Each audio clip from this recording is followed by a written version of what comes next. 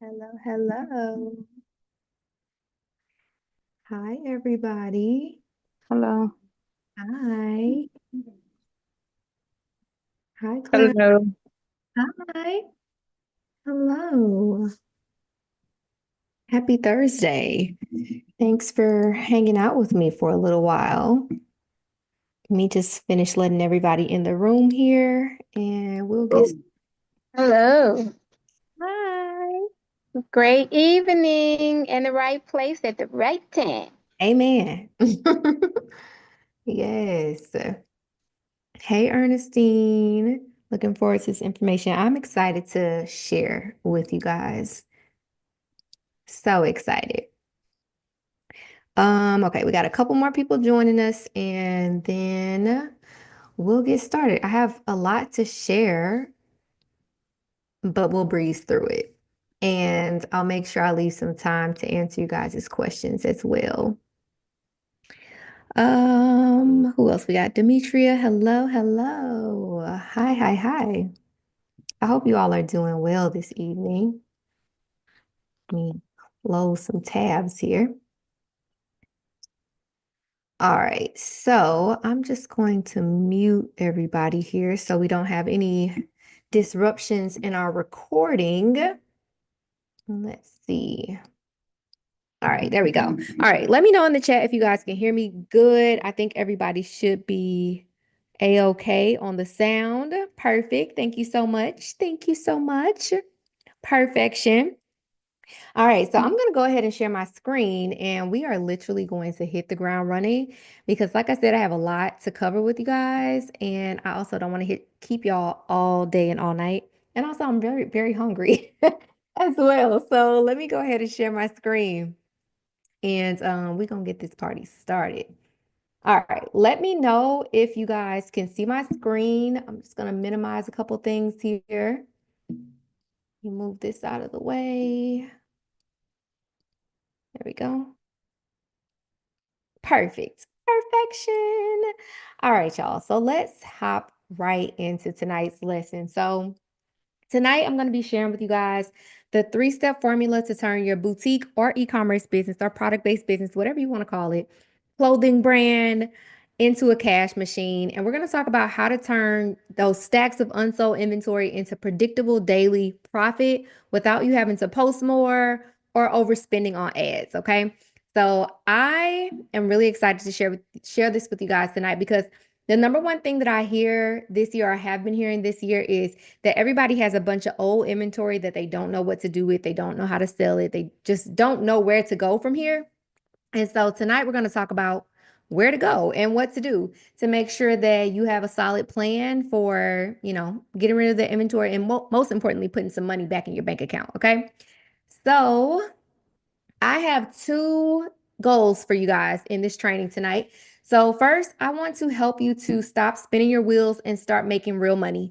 I think that that's something very important for me to say at the beginning because there are a lot of people and also classes and courses and things like that that will teach you a bunch of different tactics. And there's so many content classes and how to grow your audience and all those good things. But my biggest goal is to teach you how to make money. That's it. And I want to teach you how to make money without you having to be on the internet doing a trending dance and looking for a trending sound for hours and being in Canva all day because it's so unnecessary. When you know exactly what you need to do, you'll hopefully do it, right? And then my second goal is to teach you the exact formula that helped me sell 86% of my inventory last year and still make a profit. So I'm going to tell you guys a little bit more about that, but for context, last year I decided that I wanted to rebrand my business, and that meant that I was going to no longer buy new inventory and I was going to focus on selling all the inventory that I had, or as much of that inventory as possible, before I dove into something new. So by the end of this webinar, you'll know how to unlock the cash that's already sitting on your shelves. Because if you have inventory still in your possession, that means that you have cash that needs to be freed and put back into your bank account. Okay. All right. So let's keep this party going. So I want to see if I can read the room. And I'm gonna assume that I know y'all pretty well because I am you, okay? But let me know in the chat. Just give me a one if this is applicable to any of you guys. So currently you have a lot of inventory that's sitting in boxes, in bags, in storage bins, on racks, so on and so forth. Who has a surplus of inventory that needs to go? Let me know. I have had so much inventory that should have been gone. I've even had inventory that I forgot that I bought. Ridiculous. Yes, yes, yes, yes. All right, so for this one, give me a 2 for this one. Give me a 2 if you have had that inventory sitting for so long that you don't even look at it anymore. Like it's just been there and you don't even look at it. You're like, one day somebody will click on it on my website and one day it'll just like sell itself, or I'm gonna donate it one day. You don't even look at it. Yeah. Yeah, been there too. Been there too. All right, for this one, give me a 3 if this one is applicable. All right. So the third one, you've tried running ads, it didn't really work. Didn't go anywhere. Didn't get no sales. You spent more than you made back. You're like, I don't know what the heck I'm doing. Who's been running ads and just not getting what they think that they deserve in return? Janelle says, Janelle Avery, Shania. I hope I'm saying your name right. Who else? Been there as well. I've had quite a few seasons of that. Yeah. All right, let's do 2 more. So, you've tried posting more. Like you just thought the solution was if I could just show up a little bit more on social media, this is going to work out. Like if I just show up more consistently on my feed, if I post more reels, if I post my stories more, let me know. Give me a 4 if that applies to you. If I just show up more, let me just keep showing up and it's going to work out. Yeah. Yeah. And it seems like it makes sense because it's free to be there. So it's like if I just use that free thing a little bit more, I should get more out of it. Yeah. And then here's the last one. The last one is you've tried working with an influencer before and it just didn't work out the way that you thought that it would. Let me know. Give me a 5 if you've worked with an influencer. I've never worked with an influencer. It's the one thing that I tell myself I'm going to do at some point, but I have not just yet. Janelle says 5. Anybody else tried working with an influencer and that just did not give you, it didn't give what it was supposed to give? Let me know. Let me know. I have tried so many things over the course of the years, especially during my first year of business. I tried so many things and I literally was getting nowhere. And I thought eventually that, I was just doing everything wrong, right? I thought that maybe being a boutique owner wasn't for me, or like I just wasn't doing the right things or whatever.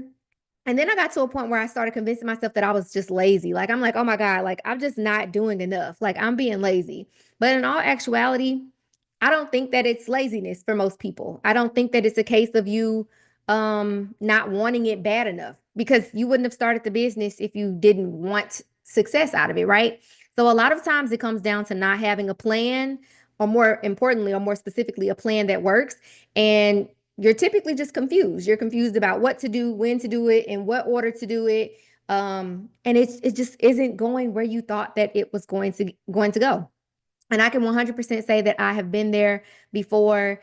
But I can also say that it's typically because you've never had someone show you exactly what needs to be done in the right order, in the right way, at the right time, so on and so forth. So a lot of what I'm going to share with you guys tonight is the things that I had to learn. To some of them I had to like pull back and do less of, some of them I had to do more of. But hopefully, this will all make sense. Someone said that's exactly how I've been feeling. I've given up on my boutique. Listen, I've been there. I've had my seasons where I'm like, I don't want to do that no more. All right. So before we get too deep up in this situation, I would like to introduce myself because I know some of you have no idea who the heck I am, and you just saw a post on Instagram and you said, I'm going to come to this class. So I am Jance, and it rhymes with dance. There is no I. It's not Janice, but people still to this day call me Janice every single day. But yes, I am an online boutique owner myself, just like you guys, or ecom brand, just like you guys. I started my business from scratch in November of 2018. And I really had no previous desire to actually have a business. I worked in retail for a really long time. Before I started my boutique, I worked in retail for 11 years. And I have pretty much sold everything. And what's ironic is that I didn't know how much I was learning about sales while I was selling things.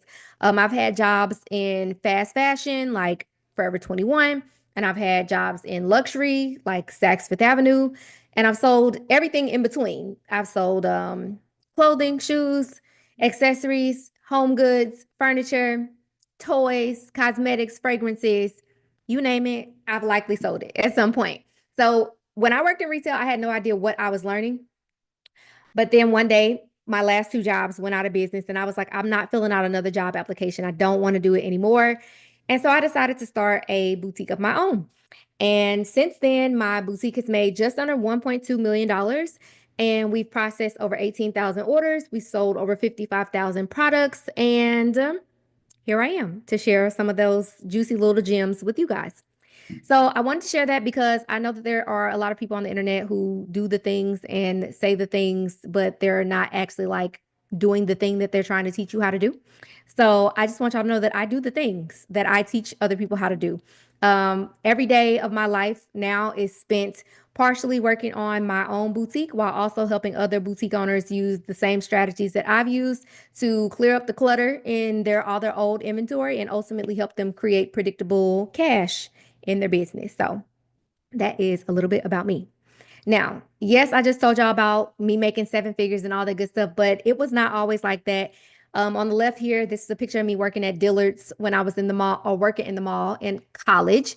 Um, I want to say, let's see, when I worked at Dillard's, I sold cosmetics for a portion of the time, and then they moved me to fragrances, which are kind of the same department, but different at the same time.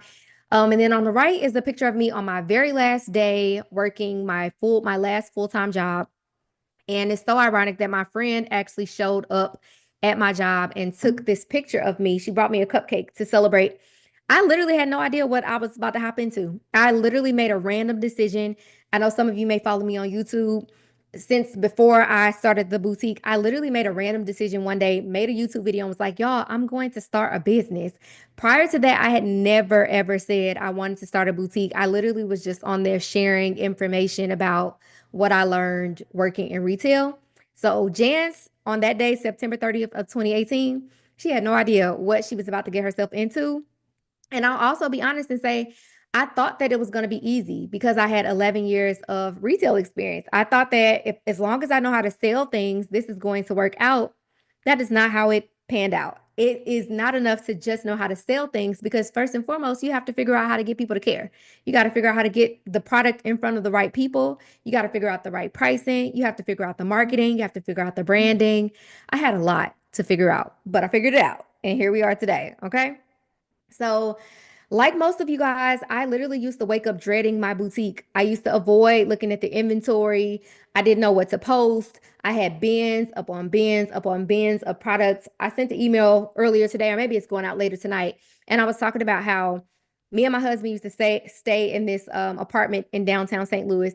And I'll never forget my husband used to complain about the boxes being everywhere. So I was like, oh, okay, well, we'll just move. So we moved into a house. We were renting a house at the time, and we literally never had a dining room, which was so crazy to me because my business was collecting boxes of inventory and it was moving here and there a little bit, kind of, sort of. But my husband looked at me one day and said, hey, I want a dining room. And I was like, oh my God, what is this man saying to me? I had no plan whatsoever for moving that inventory in the manner that I should have been moving it or at the rate that I should have been moving it. And it was taking over my life. It was taking over my home and ultimately my marriage at the same time. So at that time, I thought that I had a traffic problem or a sales problem. But in all actuality, I had a clarity problem. I didn't know what to do. I didn't know what order to do it in. I literally was just doing things for the sake of doing it. Just like most of you guys, I was on YouTube and, watching free webinars like this, everything. And I thought that I was getting forward or moving forward. And I was literally pushing myself further and further back because although I was learning and gaining all this information, I still didn't know in what order to apply it. And I didn't know if it was applicable to my business or, if it just even made sense at the end of the day. Anybody felt like that? Like I got a lot of information, but I just don't know if it's like, am I doing it the right way? Am I doing it in the right order? Should I even be doing this right now? Does this matter currently? Anybody felt like that? Yeah. And what's crazy is I still feel that way sometimes. Like You at every level you learn something new and it's like, dang, got to figure this out. But yeah, I realized that I had a clarity problem and ultimately I just didn't know what to do next. And the thing that I learned is that when you don't know what to do next, you'll do nothing. Like I literally used to tell myself, "Oh, I'm my own boss." Because as y'all just learned, I my job went out of business and I said, "I'm going to start a business." I didn't go get another job, y'all. I was a crazy person. I did not go get a little part-time gig or nothing. I said, "I'm going to do this full time." I had no idea what to do. I was not clear about it whatsoever. So I didn't know what to do next. And as a result, there was a lot of time where I didn't do anything because I didn't know what to do. And so I've learned through coaching other boutique owners and product-based business owners that that's where most people get stuck at the end of the day. It's not that they're lazy, it's just that they don't know what to do. They're confused. And ultimately, I've learned that confusion kills sales at the end of the day. You will have inventory galore, which means you have cash that you could be collecting. But as long as you don't know what to do and in what order to do it, it's going to kill your sales every single time. So, oh, and these are some of my sales, y'all. I was supposed to say that to y'all. These are some of the sales that I've gotten over the course of the years. I think this was 2022 or 2023. I don't know, one of them years. But these are like individual items. I used to buy one pack of everything, six of this, six of that. And I thought I needed like this super duper wide assortment of inventory. But in all actuality, I needed to figure out what my customers wanted to buy and then sell them that over and over again. I still have new arrivals, but my business isn't centered around new arrivals. My business is centered around what I know my audience will buy. So I went from selling six of this and six of that to selling 1,500 of one singular item, 957 of one singular item, 637 of one singular item, 455 of one singular item. It took a minute for me to get there because I was very emotionally invested in buying new inventory regularly. All right, so now we got that out of the way. Eventually, I cracked the code, and there truly is a code because there's a lot of things that you could do in your business. And, when you got all this extra time and you got all these Shopify apps and Canva, and we got Chat GPT and all these things now, it's very easy to convince yourself that I should just use all the things. And maybe you should use them all, but you don't have to use them all at the same time. You may not need to use that one today or this week or this month. It may be that you need to fully master this one thing before you start using this other thing. So tonight I want to tell y'all about this code that I cracked at some point. But before I do that, I want to let you know that you can change your life financially in a singular year. And I have proof. Okay. So I'm sure y'all have heard women lie, men lie, numbers don't lie. Okay. So I started my business in November of 2018. There was really nothing that happened in that whole first year of business. Like I was on WordPress number one, should have been on Shopify. I still regret it till this day. My sales were very up and down, very inconsistent. There was no money in the bank. I was spending money as fast as I was making it. I have no data to show you from November 2018 till August of 2019. So I always tell people my business didn't really start until August of 2019 because that's when I got on Shopify and got where I was supposed to be. So the first month that I was on Shopify, I made $107.80 to be exact. The following month, I made 794, and the following month after that, I made 821. I hadn't cracked the code on $1,000 month, let alone $1,000 day at that point, right? So fast forward a year later, a year after me joining Shopify, I went from having $107 in sales in August of 2019 to $28,639 in sales in August of 2020. I went from 794 in September of 2019 to $30,480.68 in September of 2020. And then I went from 821 to $33,332.62. And here's the kicker, y'all. At my last full-time job, I made $33,000 a year. And I thought that was a lot. I was very much living paycheck to paycheck, but it was working out. I was getting my bills paid.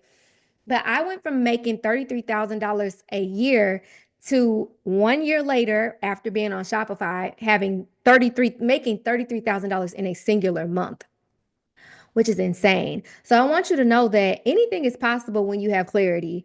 I didn't have clarity when I first started the business, but I kept going. And I think that that's the most important thing that I want to share with y'all before we progress forward. I kept going and I kept going with the understanding that the only way that I could figure it out was if I kept moving and kept trying at the end of the day.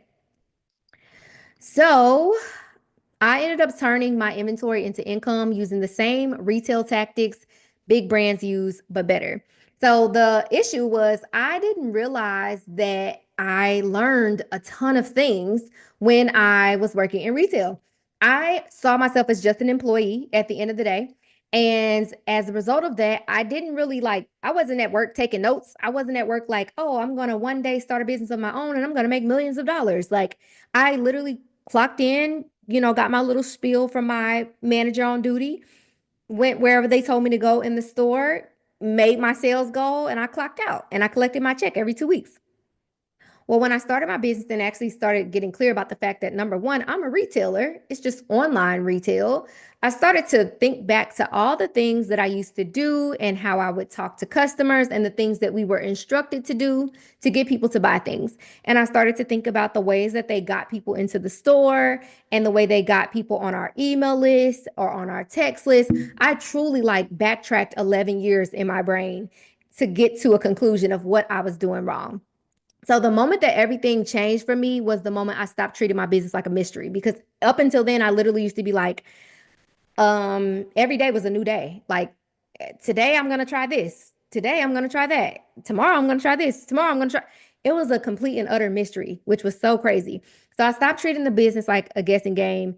And eventually I started pricing for profit, not just out of panic. Like I used to be like, oh, if I could just make the things affordable, people will buy it. No, not true. I created repeatable systems for launching, for restocking, and positioning my brand the right way. And ultimately, I really just learned how to move products without begging for orders. Like, for lack of better words, a lot of us are just begging for orders at the end of the day. When we get to the point where we're just posting more because we think that we can get more out of it, or, I used to be on my Facebook page like, hey, y'all, please share this post with your friends and family, like begging for sales, begging for money at the end of the day. I learned how to stop having to do that because I started thinking about how businesses in this industry are actually run. So, just in case you're like, I don't know if I should listen to this girl, I want y'all to know that I have given these same tools and tactics and strategies to multiple women all across the country, all across the world at this point. And I've taught so many other women how to do the exact same thing that I've been able to do in my online boutique. I learned that it wasn't really about working harder. It was really about working smarter. And I'm going to tell y'all a little bit more about what I mean by that. Because a lot of times or every day, people say, I want consistent sales. And when I ask them what that means, they say, oh, I want sales every day. And then digging deeper, I say, well, how much money do you want to make? And then they tell me, and I say, well, what makes you think that you need sales every day to be able to make that money? So I started to realize that I could put strategies in place to be able to make the money that I wanted to make without having to work harder and ultimately just working smarter. So these are two of my students. One of them, she made $4,000 in 28 minutes, and the other made $500,000 from her online boutique as well. I think in like three years. No, 3 years. 3 years from the day that she started working with me, she hit $500,000 in sales. So today I am going to show you how to do it. And again, this could be you. I always like sharing these pictures because this is what people be wanting. They literally be waiting on pins and needles to be able to share that picture of all the inventory and all them packages. And let me tell you, this is not the fun part at all. This is actually the worst part in all actuality, counting the inventory, inspecting the inventory, packing the orders. Very time consuming, very painful on the hands and the back. But I know that this is what most people are shooting for. So I want to show you that because it's possible for you. Okay. Okay, so let's get into this three-step formula to turn your boutique into a cash machine. I'm going to be showing you the simple, repeatable plan that changed everything for my business and multiples of my students. This is without chasing trends. This is without, I ain't never did, actually, I think I've done it one time, a trending little dance on TikTok. One time. I don't even use TikTok. This is literally me teaching you the most simple things that you could do to not burn out and still enjoy the business that you've created. All right. So, some of the things that I'm going to be sharing with you guys tonight took me from no sales to sales that look like this. So, earlier I was talking about how I used to be like, oh, I just want to have a $10,000 month. Well, one day I said to myself, well, can I make 10? I didn't even ask myself, Jance, you can make $10,000 in 5 days. You can make $10,000 in half the time if you wanted to. You just need a plan to be able to do that. So these are two different periods of time in my business. I just went and found two random 5 day periods. In the first one, it was February 24th through the 28th. We made $10,963.49 in 5 days from 127 orders. And on the right, we made $11,493 in another 5 day period. And that was from 119 orders. So when I talk to you about working smarter and not harder, I truly mean like sitting down to actually create a plan that is based off of the amount of money that you want to make and not just saying to yourself, like, this is my goal and I'm going to give myself the whole month to accomplish it and we'll just see how it goes. I'm not a see how it goes type of person. I'm a very much like, now that I know how much money I want to make, how much inventory do I need? What do the prices need to look like? How much content do I need? How many emails am I going to send? So on and so forth. Like I map it out to a T so that I don't have to spend unnecessary time begging for sales on the internet. And ultimately, I end up with a lot of that freedom because a lot of times people say I started a business because I wanted more freedom, I wanted more time freedom, I wanted more financial freedom. Well, most people don't actually create the type of business that gives them freedom because they're stressing themselves every single day about how to make consistent sales, as they say. I said, oh no, I started this business to truly be free and be able to take a trip when I want to and not have to, virtually clock in for the business. And so I had to put a plan in place to be able to do that. So you do not need a huge ads budget. You don't need the influencer. You don't need a bunch of Shopify apps. You literally just need clarity. So step one is all about the clarity, knowing what you sell, when to sell it, and why you're selling it at the end of the day. Step two is going to be about strategy, more specifically strategic targeting. So who you're selling to and how you're going to show up in a way that makes them want to press buy. And then the third is retargeting. I like to think of this as like it's like a mop. Like you if you waste some water, you get a mop to get it all up. Retargeting is all about scooping up all the money that you left on the table at the end of the day because we'll talk about it. We're going to go really in depth there. But most people, the money that they want for most people, the money that they want to make already exists in their business. They're simply just not going out there to scoop up the money that was already on the table. And we're going to talk about it. So, give me a one in the chat if you are ready to dive into our first step. Give me a one in the chat. Ursula said, I feel like times are so different now. That's why big brands are closing their stores as well. Times are very different, but it also is not, we'll talk about it. We'll talk about it. It's a lot as to why they're going out of business. Perfect. All right, let's do it, y'all. So first things first, there's not going to be a replay for this. I am not sending out no email. So get your pen and paper out, take some notes. Turn your phone on do not disturb so the kids and the people can't disturb you. And make sure you're in a quiet place. Get you a pen and paper and take your notes because it's going to be good. Okay. All right, let's do it. So step one. Step one is one of my favorite things, inventory clarity to be specific. You need to know what's worth selling and what's just taking up space. One of the biggest lessons that I learned as an online boutique owner is that you are going to have bad inventory at some point. You're going to select something that you absolutely should not have brought into your business. At some point, you are going to have something in your possession that your customers absolutely hate, like would never, ever, ever wear. I have 2 bins worth of my customers do not like that, will not buy that, don't want it, hate the color, so on and so forth, right? So we have to talk about inventory because as y'all may know, hopefully, the inventory is the most important component of your business. If you can't sell the inventory, you can't make the money that you want to make. You can have the most beautiful website, the most beautiful content. You could spend $10,000 on ads, but if the inventory is not what people want, or you don't have the inventory priced the right way, you don't have enough of the right inventory, you got too much of the wrong inventory, you are not going to make the money that you desire to make at the end of the day. So our first important points, I have lots of important points throughout this presentation. You cannot sell confidently if you don't know what's actually making you money. Most people are not looking at their data. Y'all told me earlier in the chat, y'all told on yourselves already. You said, I be ignoring it. I don't even look at it. I don't investigate at all. You can't sell confidently if you don't know what's actually making you money, or simply put, what's sitting in your virtual back room, or your Mine used to be like a second bedroom in my dining room at my house. If you don't know what's sitting over there, you can't make confident marketing or selling decisions. So a lot of times I find that boutique owners are very focused on what looks good at the end of the day. They are, I got a new backdrop for my photos and I got a new theme for my website, or maybe I just need to take some new pictures and things of that nature. But that is not technically speaking what's going to make you a profit. And we are in business to make profit. We're not in business just to look cute on the internet at the end of the day. So for me, when I finally broke my inventory down by category, by cost, by revenue potential, that was when I actually saw exactly where I was going wrong, because the inventory was a huge component as to where and why my business wasn't doing the thing that I wanted to do. Ultimately, I was able to how can I say? I was able to see like where the real money was in my business, because your inventory is cash at the end of the day. And I'm going to show you what I mean when I say I was able to see the inventory. Um, as a result of me getting really clear about the inventory, I stopped posting randomly.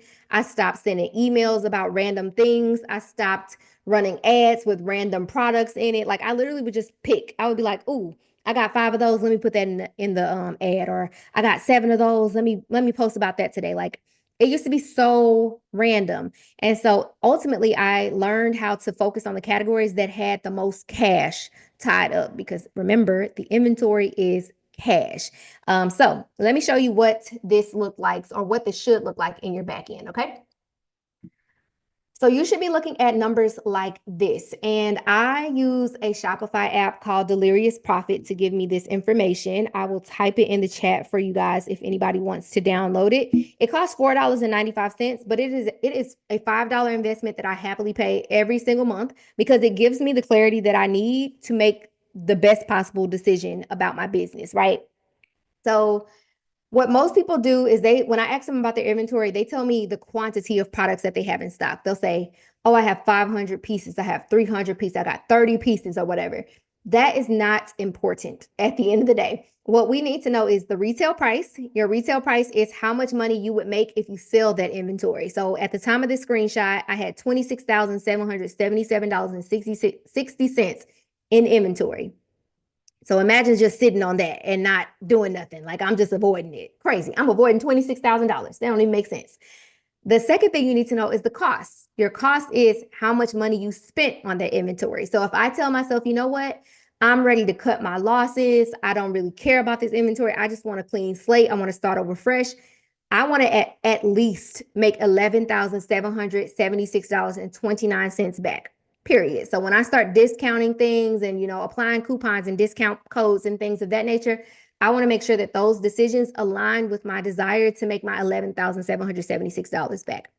The last number that you need to know is your potential profit. So at the time, my potential profit was $15,001.31.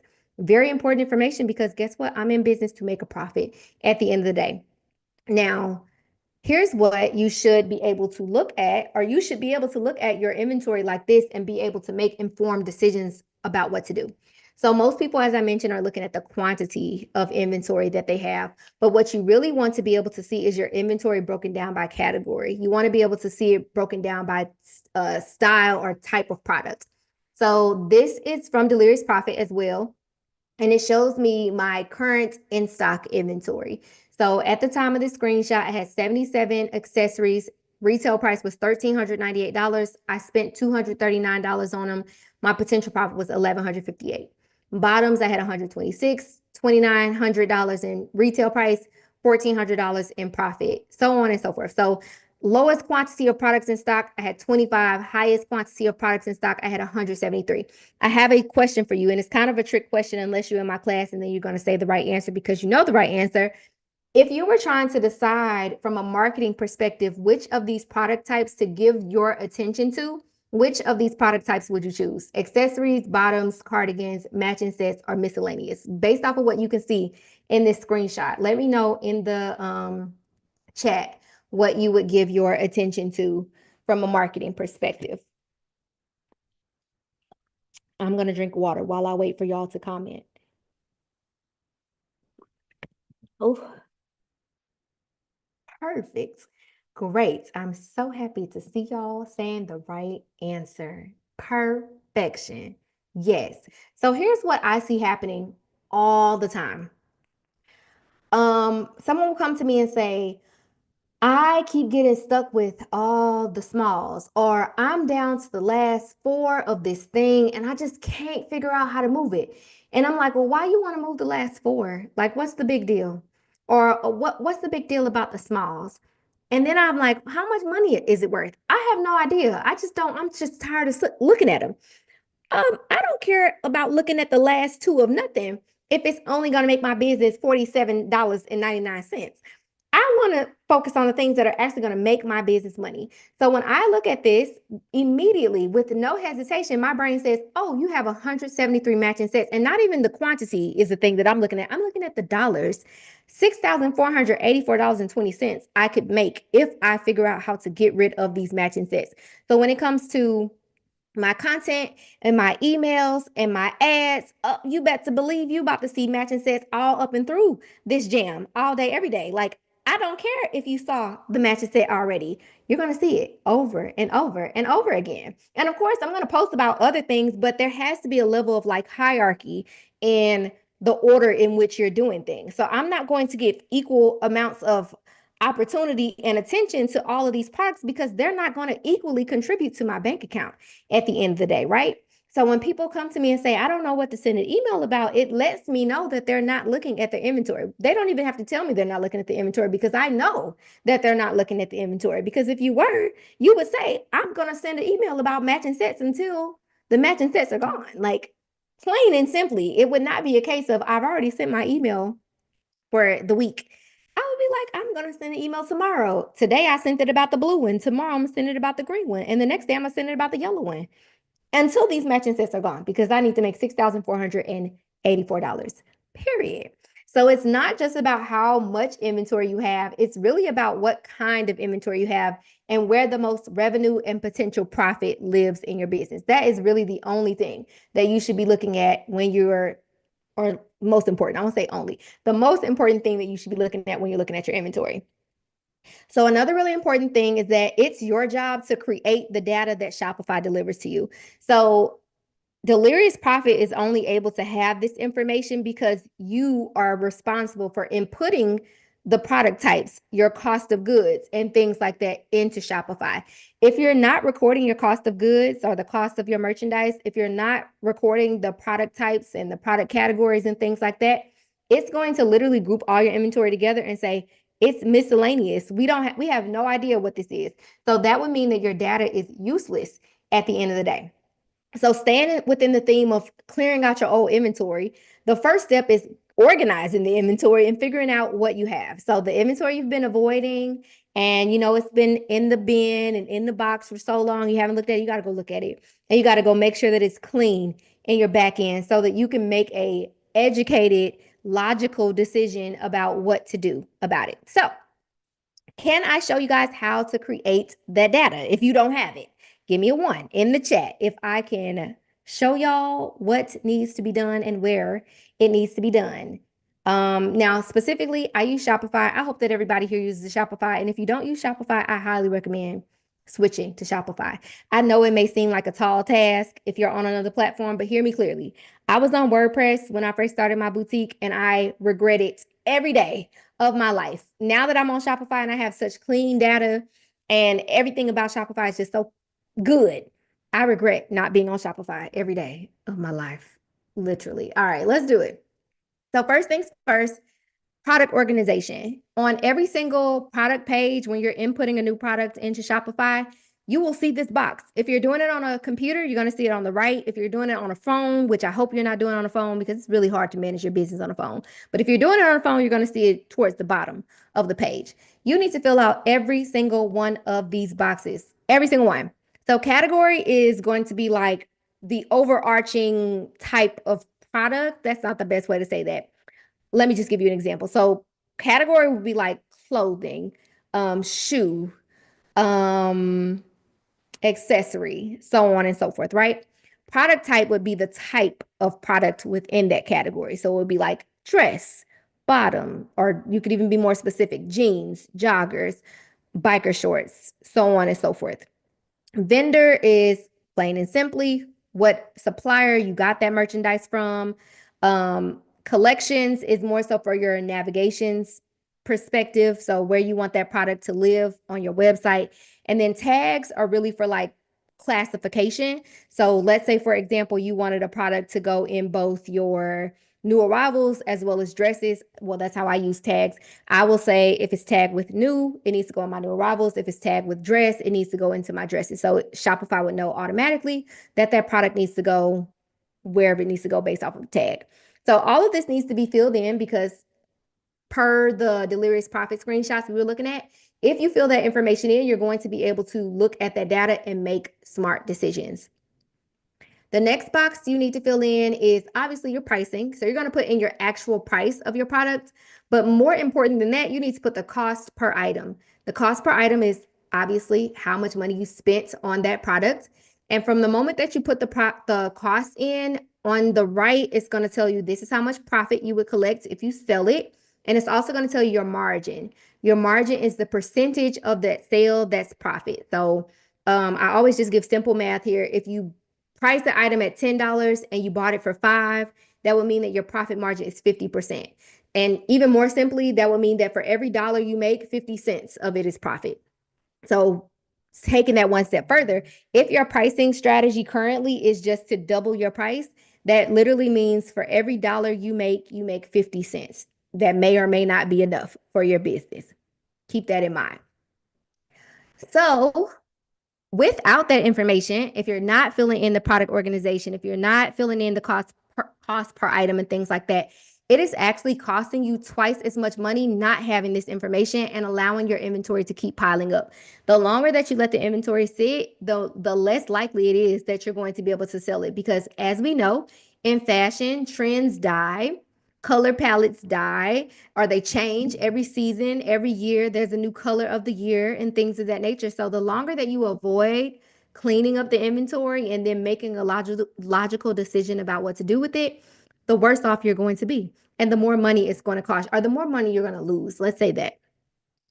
So, in case you don't believe me when I say the most important thing you can do is clean up the inventory, this is from someone who took my Black Friday class sometime last year or year before last. I can't remember. But anyway, I walked her through and everybody else in that class how to clean up their inventory step by step. And then we walked through how to use the cleaned up inventory assortment to create a strategy to move it. And she said, I listened to your advice to get rid of all my or to get rid of old inventory. My whole entire site is almost sold out and I made 5 figures in a few hours. So crazy. So remember what I was saying? We are all about working smarter, not harder. I taught them how to work smarter, not harder. Something that probably would have taken her months to clear out, she was able to clear out in a few hours because we cleaned up the inventory and it gave her a clear perspective about what was happening from a money perspective and what to push in what order, what could be discounted, what didn't need to be discounted, how much profit she could make on one thing versus another, so on and so forth. And that is my desire for y'all. So clean up your inventory, okay? That is step one. I can tell y'all a multitude of things to do in your business, but if you don't clean up the inventory, it is all going to be in vain. It's going to be for nothing at the end of the day. All right. How are we feeling? Give me a one in the chat if we're feeling good, if we're feeling swell. Okay, perfect. Perfect, perfect, perfect. All right. So let's move on to step two. So, step two is going to be strategic targeting. This is all about speaking to the right people the right way at the right time. So remember, we just said like, oh, I just post more. Like if I just post more, this should work out. Or if I just run more ads, this should work out. If I just send more emails, this should work out. Not necessarily, because number one, we need to speak to the right people. Number two, it needs to be in the right way for that particular segment of your audience. And number three, it needs to be at the right time for you to be doing it. So I have a question for you before we dive into step two. Who here is actually segmenting their list before sending an email? So give me a one if you're segmenting your list. Give me a two if you're not segmenting or you don't know what segmenting means. And this is no judgment. I'm going to tell you exactly what it is and why you should do it and all the good things. All right, so we got a split room, ones and twos. Perfect. Listen, this right here will change your whole life. And I'm not even joking. I don't know why I turn into a real nerd when it comes to email marketing. Probably because email marketing can make you a lot of money when you do it the right way. All right, let's hop into it. All right.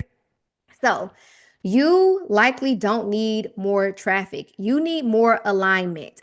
So, when I say that you need more alignment, what I mean is that right now you're doing things for the sake of doing it, but it likely isn't aligned directly to the person or directly to the goal that you set. You're just doing things to say that you did it. You're doing it to say that you completed a task. So, for example, I said that I was going to send an email every week. Check. I sent the email. I said I was going to post every day. Check. I posted today. But it needs to be in alignment with your audience. It needs to be in alignment with the particular group of people that you're sending the email to, so on and so forth. So, if I had to imagine, you're probably doing what I used to do, posting and praying. I used to literally be like, "Oh my God, please let this be the best post of my life. Like, please let this be the one that finally lets me go viral, and I no longer have any worries in the world." Like, literally used to be, I'm not joking, like, please God, let this be the let this be the day that things finally click. I was literally sending the same email to every single person on my whole entire list and hoping that somebody would click on it. Anybody doing that right now? Well, if you are too, you're doing that right now. Yes. So the truth as it pertains to email marketing is that if you want consistent cash or consistent clicks, consistent opens and things of that nature, you have to talk to the right people about the right products in the right way. I used to group everybody together. So let's imagine you have a list of 1,000 people. Every single time you go send an email, you're like, oh, I'm just going to send this email to the whole list, all 1,000. Because in your brain, you think the more people that are on the list, the more likely I am to make more money here. Well, actually, that's probably the worst thing that you can do because when the targeting is not strategic, that means that you're sending irrelevant messages to a assortment of people within that list. The example that I always give is when I started selling plus size merchandise, everything that I sold didn't come in plus size. So I had attracted a plus size audience, but I was sending my whole list emails. So I would get new arrivals and there would be a set of new arrivals, but none of it was plus size. And I would just send the email to everybody like, hey guys, we got new arrivals. And then as a result, I would get email like replies to my email that would say, is this coming in plus size? Or they would be like, this isn't available in plus size. Where's the plus size? Like angry, like no joke, angry. Why did I get this email and there's no plus size? Girl. And I used to be like, what you mean? Like everything can't come in. The fix was segmenting the list. So segmentation is all about separating your list based off of what people have in common and the things that make sense for you to be sending to them. I used to group them all together and send them all the same thing. And that was just not strategic at the end of the day. Strategic targeting will change your whole business. I want to show you guys an example of what happened when I helped one of my students to segment her list. So she didn't just send more emails. Like, yes, you do need to send more emails. I would be lying to you if I said you don't need to send more emails. You probably do need to send more emails. You probably do need to talk to your audience a little bit more. However, the bigger point was that she started sending smarter emails and specifically segmenting the list. So this is a screenshot from that particular week. She saw a result of a 43% increase in her revenue from email marketing. So that particular week or month, sorry, it's not week. That particular month, she made just under $15,000 and 56% of it was attributed to her emails. But she has a 43% increase in the revenue that came from email marketing because we segmented her list. So we stopped sending emails to the whole list and we literally separated them out. These are the people that love to buy matching sets. These are the people that constantly buy dresses. These are the people who recently added to cart. These are the people who took whatever actions and we started emailing them based off of what we knew about them. And as a result, she did in fact send more emails, but also she made more money because people were not opening the emails and saying, why did I get this email? Or like, I don't like dresses. I don't like matching sets. We literally could say in the email, girl, you must really love our matching sets because you bought 3 of them last month. And we were able to literally know that they did that last month because we could segment the list that way. We could say, find me every person on my email list who has made at least one purchase in the last 30 days where the purchase had matching sets in it and they bought at least 3. Like we could segment the list that specifically to be able to talk to the person more specifically. So when I say strategic targeting, I mean, one, you group the people together strategically, and then two, you made a decision about what to send to them and what you're going to say to them. That's really the power of targeting. It's not just about sending more emails. So if you're wondering, like, how do I segment my list, or like, I know that segmentation is a thing but I really don't know what to do, there is no excuse. We have this lovely tool called Chat GPT at this point, and I use it every day of my life. So I went to Chat GPT. I know how to create segments, but I just need to show y'all what Chat GPT can do for you. So I said, hey Chat, I want to create a Klaviyo segment for people who have purchased at least once but have not purchased in the last 90 days. Can you tell me exactly how to set this up inside of Klaviyo? I did not mention I use Klaviyo for email marketing. Highly recommend. It integrates perfectly with Shopify. So as a result, this is what ChatGPT gave me back. So it says, I won't read through it, but it told me a breakdown of exactly what to do, what to push, how to format that segment inside of my Klaviyo account. And then it took it a step further and said, here are some next steps. It gave me recommendations for how to use this particular segment. So it said you could send a win back emails, because this is people who have placed the order before, but haven't purchased in the last 90 days. It says send a win back email. This could be something like, we miss you. Here's 10% off your next order. It also said we could set up a flow. In Klaviyo, a flow is an automation. So you can set up an automated email sequence for people based off of behavior or based off of actions that they've taken. So in this case, it would be whenever somebody matches the criteria of having placed the order before, but they haven't placed the order in the last 90 days, they would automatically get added into this automation, and they would automatically receive a sequence of emails that you've already created. So again, going back to the concept of not working smarter, not harder, it is always smarter to have an automation for something than to have to manually do everything. Once the segment is created, people will automatically be added to it over time. Whenever someone on your list matches that criteria, they're automatically added into that segment. And if you have an automation that's set up for that particular criteria, they will automatically get put into that automation. So I always mention that when people say, I want to figure out how to make, sales in my sleep or make sales on autopilot and things like that, I always mention segmentation and automation, because those are two really key things that allow you to be able to make the type of money you want to make. Now, also in Klaviyo implemented AI into their system. I don't know if it was earlier this year or last year, but you can literally go to Klaviyo, click create segment, and instead of you setting it up yourself, how ChatGPT gave you the instructions, Klaviyo will do it for you as well. You could say, what I typed in was people who purchased at least once, but not in the last 90 days. And then on the right here, this is what it created for me.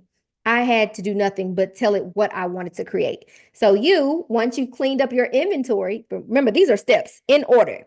Once you cleaned up your inventory, then you can literally go to your email list and say, find me every person who has placed the order that included matching sets, that included dresses, that included bottoms, that included tops, that included accessories, so on and so forth. It will find those people for you. But it wouldn't make sense for you to just be in there creating segments just for the sake of creating segments. It would make all the sense in the world for you to be in there creating segments based off of what you know exists in your inventory, okay? So a couple of segments that you can use. You could do people who viewed a specific product but have not purchased. That's a good one. One thing that I've learned, and we'll talk about in step 3, is that people look at stuff all day. Like, they'll click on it. Sometimes they'll even add it to cart. Just because they didn't buy it today doesn't mean that they don't want it. So you could segment every person who viewed a specific product but did not purchase it. And this could be in the last 7 days, last 30 days, last 90 days, last 180 days, last 365 days. It don't matter. If you know that that inventory still exists and you're down to your last 2 or whatever, this would be an example of where I would say, okay, you can tell them that you got 2 left. Like, you could press the issue over there. Don't press the issue publicly. Press the issue about your last 2 for the people who've already viewed that thing and probably actually wanted to buy it and just didn't. Easy money at the end of the day. A second segment is people who added to cart in the last 48 hours but have not purchased. 48 hours can be translated to anything else. It doesn't have to be 48 hours. It could be 72 hours. It could be 72 days. Don't matter. And you would just send them an email like, hey, we noticed that you left your cart behind. Here's a coupon code that you can use to finish your order today if you want. You don't even have to include a coupon code if you don't want. It could be, hey, we noticed that you left your cart behind. Just wanted to let you know that we're running low on stock, so don't miss your chance to get the product that you wanted.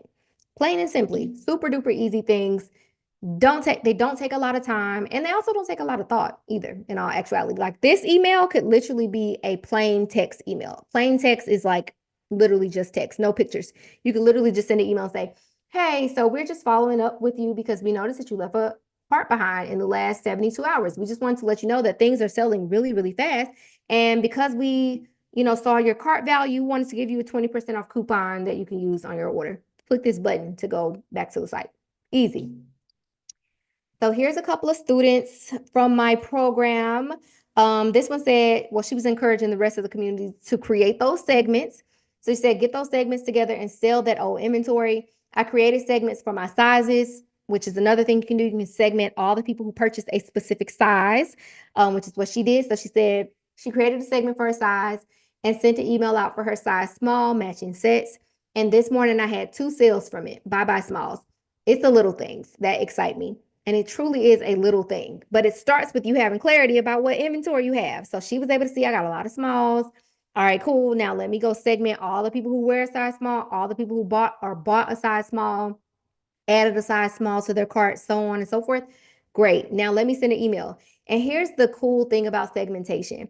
The more specific you are about the audience that you're targeting, the more specific you can be with the marketing.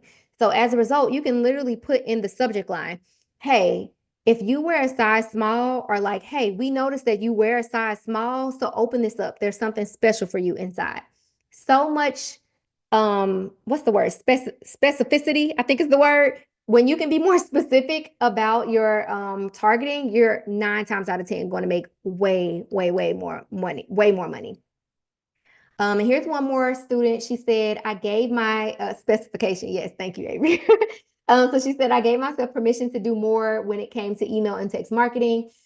She said, I was always pretty consistent with sending emails, but I became more strategic with sending segmented emails. And as a result, my revenue from email and text marketing has increased. So again, hear me clearly. It is not just a case of saying, I'm just going to up my email marketing. Upping your email marketing activity without segmenting the list is not going to help you at the end of the day. It's going to be so important for you to segment that list to get the result that you want at the end of the day. Woo! All right. So I am super excited to tell y'all this next one. Are y'all ready for step 3? Give me a 1 in the chat if you are ready for step 3. Step 3 is one of them ones that is like, oh my God, I wish I had known this sooner. I wish that I had wish somebody had whispered this one in my ear sooner. Literally. All right, perfect. Let's do it. Oh, I lost my screen, child. I clicked. Here we go. All right. So step 3, retargeting and remarketing. All right. This one's a doozy. And I don't know how long we'll stay here, but let's just get into it. So when people tell me I'm not making no money, or like nobody's buying, or they even say like nobody wants to buy, almost always I come to the conclusion, or we're able to come to the conclusion, that the money is not lost. The money is already there in your business. It's just waiting to be picked up. Like, they've already viewed it. They've already added to cart. They've been asking you questions about it. They told you they were excited to buy it, and they just didn't. So the money technically is there. The desire to purchase the product is there, but we just have to go back. We have to go after it. And that's the part that messes so many people up. They're not going after the money that they desire, the money that they desire to make. All right. So, question, just give me a yes or no in the chat. Do you have the money to buy everything that you want to buy or want to have in life in this exact moment? There's a car that I want. I don't have the money for it. There's a house that I want, and it is not here in Illinois. I don't have the money. I don't have it. Just don't have it. Exactly. So I wanted to ask this question because this is one of those really big ones that exists for most consumers. We have desires. There are things that we absolutely want to buy. My little sister, my youngest sister, she will fill a cart with a multitude of things and tell herself, when I get paid in 8 days, I'm going back for my cart. She ain't got the money right now. She does it like every time she gets paid. It's the funniest thing to me. This is what happens with consumers. So the worst thing that we can do is convince ourselves that like people don't want to buy from us. They don't want to spend money with us. there's a lot of people who likely want to spend money with you. They just don't have the money right now. I also think about like screenshotting things. Like sometimes I screenshot stuff and I mean to go back to it and I never go back to it. Like I'm sure y'all do that. I do it all the time. It's ridiculous. So I've learned that most people don't buy the first time around. Like they see it, they like it, they want it, but they don't buy it right then and there. So our job is to follow up because true salespeople are going to follow up and secure the sale that they want. I think about like telemarketers and things like that. And this isn't me saying you got to pick up the phone and call them unless you want to. But like when you express interest in something, or like let's say you fill out a form on the internet and it asks for your phone number, them people gonna call you. They're gonna be like, "Hello, yes, we're just reaching out because we saw you were interested in the thing online." They're following up with you because you express interest in some way. And they don't have to have a cart involved. Yes, with no shame, they're going to come after that money because the business is in business to make money at the end of the day, right? So our customers are literally doing the same things that we do as customers. They're adding to cart and forgetting that the cart exists. They are getting distracted with the kids, or the phone rang or the FaceTime happened and they accidentally closed the tab. I do that one all the time. So the answer or the solution here is to retarget your audience. And retargeting isn't about being pushy. It's literally one of the smartest things that you could ever do as a business owner, because when you're retargeting, you're literally just marketing to someone who has already shown interest. You're not marketing to somebody who has never commented, never liked, never shared, never expressed any interest by way of action. You're literally saying, "Hey, because you did this thing, I'm back in your face to get what I want," right? So I always tell people this is truly how you go from like $500 weeks to like $5,000 weekends, because when you're relying on your manual effort to make your sales, or like, you drop something on Friday and then you're like, okay, I'm just going to keep the momentum and I'm going to keep posting, I'm going to keep sending emails. And, the more that I do that, the more money I make. Well, you would actually make significantly more if you had a way to follow up with people. Most people just need a literal nudge to get them where you actually want them to go. So over the years, I've given my students a lot of like retargeting strategies because I found that this is where the money resides that they want to make. It's not a case of them needing to post more. It's not a case of them needing to work with influencers. Not a case of them needing to like constantly have new arrivals. They need to follow up with people who have already shown interest in some way. So I would like to say step 3 is all about like it's like a cash back plan. It's like, how do I get my cash back? How do I make sure that I get the money that I'm deserving of at the end of the day? Okay. So there are 3 ways I recommend following up with people. Can I share them with you? Give me a 1 in the chat if you want to know how to share or how to follow up with your audience. And more importantly, find your money because it exists. Perfect. All right, let's do it. So the first one is retargeting ads. So if I were going to tell anybody to spend money on ads, I would tell them to first and foremost run retargeting ads. There is no part of me that would say, "Hey, if you are ready to start running ads, start running them to strangers." I would tell them, "Hey, we want to make your money in the most logical way and the most profitable way." And the most profitable way to make your money from ads is to start with retargeting. Reason being is because when someone is seeing your brand for the first time, as we just learned, people don't typically buy the first time. So you end up spending money, and it's not money for nothing because you got to reach new people. But it's more so like you ran the ad with the hopes that they would buy today, and they're not going to buy today. Very few of them are going to buy today. It's going to be such a better use of your money to put your brand back in front of people who've already interacted with it, who've already added to cart, who've already expressed interest in some way. So this is a screenshot of some of the retargeting ads that I've run at some point last year. One was from September and the other was from October. And the thing about retargeting ads is that personally, I'm not turning them on and turning them off. Once I turn it on, it's on. And I don't turn it off until I'm ready to turn on a new one. It's not a case of, oh, I only need retargeting ads here and there. No, I need retargeting ads every single day of my life. So for the top one, I was spending $10 a day. I spent a total of $700.08. It cost me $12.50 to get the purchase. And that's an important thing to mention because when you're running ads, you're paying for results. You're not just saying, oh, just put my product in front of me. Like it costs you something to get the result that you want. So as a result, I made $4,405.02 from 59 purchases. Let me translate that. That's $4,405 my business would not have made if I didn't turn that ad on and follow up with them people. If I had said, you know what, these people don't want to buy from me. They don't even care. They don't like my business. They don't like my prices. Like, you start jumping to conclusions. Instead, I said, them people want to buy from me and they just need me to remind them that they want to buy from me. So let me put my product back in front of them. And then they gave me $4,405 as a thank you. Love that for me. The bottom one, I spent only $5 per day. We spent a total of $174.93.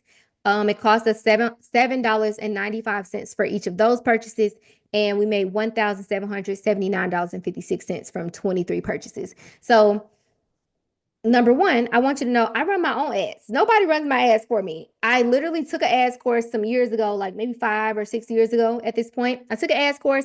I learned what I learned back then, but then I had to keep learning myself through practice.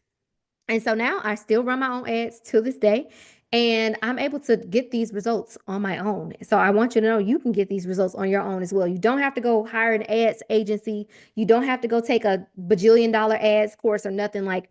In all honesty, there are courses on YouTube or classes on YouTube and things like that that can get you right. Now, as it pertains to setting up a retargeting ad, I just want to show you guys a screenshot of what that looks like in the Ads Manager. The Ads Manager is a whole monster of its own. We will be crazy if we tried to go up in there right now. But I want to show you that there are two ways that you can retarget. On one hand, you can retarget by way of creating your own audiences, kind of similar to segmentation. So one of my audiences was engaged with a post or ad. So anybody who engaged with a post or ad in the last 90 days. Another one was people who visited my website in the last 180 days. And then the third one was people who purchased from me at any point. So I literally ran ads to those people. The second way that you can run ads is to run what's called a Advantage Plus catalog ad. And so basically what that means is that you just want to put the product back in front of people that they've looked at. So if you've ever seen an ad where, like, let's say you looked at something on Amazon and then you clicked off and then that product started following you around on the internet, that would be this type of ad. So Advantage Plus catalog ads, it's going to ask you, do you want to find prospective customers, even if they haven't interacted with your business? Or it's going to ask you, would you like to retarget people who have interacted with your products on and off Facebook? So you will be choosing retargeting. And literally it's going to go show those people whatever they looked at on your website at any point. You don't have to create any new content or anything like that. The only thing you would have to do is put in your messaging. So you would have to say, like, whatever cutesy little thing you want to say, come back and shop, or like, we noticed you left this behind, or don't miss out on your chance to get this, almost sold out. Here's 15% off, whatever you want to say. But the content side is taken care of because it's pulling the product directly from your catalog. You need ads. I don't care what anybody says to you. I know that there are a lot of people on the internet, mostly the content people. The content people are like, you just need a better organic content strategy. And if you just post one reel per day and posting your stories one time a day, you need ads, period. Okay. Because ads are pretty much the only thing that's going to give you the type of freedom that you desire. If all of your potential results in business are going to be based off of manual effort that you have to put in every single day, you're going to become a slave to your business and you're going to resent it at some point. And I can tell you that from experience. I literally was like, I'm working way too hard and getting very little from it. It's ridiculous. I am okay with spending money to make money. When people say you got to spend money to make money, what they're not saying, you got to spend more money on inventory to make more money. What they're saying is that you need to invest in the growth of your business. I will invest in them ads every day of my life. I prompt for the rest of my life on Facebook, on Instagram, on TikTok, wherever. I'm going to run them ads, period. Okay. Now, another way you should be getting back in front of your audience is going to be with what is these? Abandoned cart emails. I'm like, what is this? So this is a screenshot of my abandoned cart email flow in Klaviyo. And I want to show you this because, one, Shopify will give you like an automatic abandoned cart email that they will send out on your behalf. I turned that off. I don't use that. I just send all my abandoned cart emails directly from Klaviyo. And I do that because Klaviyo gives me the flexibility to send it out as I want to send it out, from a timing perspective, from a, creative perspective, what I want the emails to look like, what I want them to say, so on and so forth. So one thing I want to mention is that my first abandoned cart email goes out 10 minutes after somebody abandons their cart. 10 minutes. And people often ask me why so soon. It's so soon because sometimes they just got distracted. That was it. Like, it wasn't a case of like they clicked off intentionally. It's literally like sometimes they just got distracted. They literally were finger on the checkout page or checkout button, and somebody called them, or the kid hurt itself or something like that, right? So 10 minutes after you abandon this cart, I'm about to follow up with you and say, hey, friend, you left your cart behind. I saved it for you. Here you go. Now look at the money that my business made reminding people about a cart that they left behind 10 minutes ago. $4,990 from this one, 5,550 from this one. Mine's is split off based off of if they have or have not made a purchase before. But this is $10,000 right here from abandoned cart emails 10 minutes after somebody left the cart behind. I use Klaviyo for email marketing. The next one comes 2 hours later, same day, 2 hours. Why am I still following up? Because everybody didn't open that one. And also, maybe the 10-minute one just didn't do it for you. Maybe you need to hear something else. Maybe you need a little bit more urgency. Maybe you need a little fire under your butt. Hey, friend, this is about to be sold out. Or hey, friend, you want free shipping today? If you buy this today, if you buy this in the next 37 minutes, we will ship this thing out to you today. Sometimes you just got to switch up the tactics to get people to do the thing that you want them to do.